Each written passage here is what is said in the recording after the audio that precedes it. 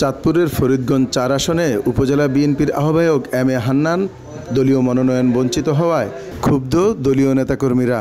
মনোনয়ন দেওয়া হয়েছে আমাদের এই ফরিদগঞ্জে, যিনাকে মনোনয়ন দেওয়া হয়েছে আমরা বিশ্বাস করি এই ভদ্রলোক স্বৈরাচারের দোসর।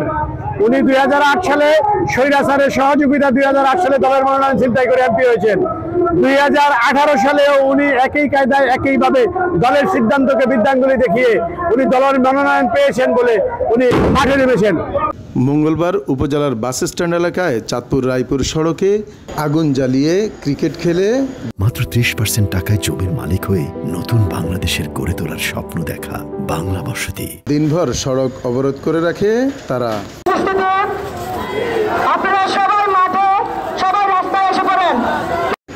উপজেলা বিএনপি, যুবদল, ছাত্রদল সহ দলের অঙ্গ সহযোগী সংগঠনের নেতাকর্মীরা এতে অংশ নেয়। দলের দুঃসময়ের কাণ্ডারি হিসাবে এই আসনে তাকেই মনোনয়ন দেওয়া উচিত বলে দাবি করেছেন নেতাকর্মীরা।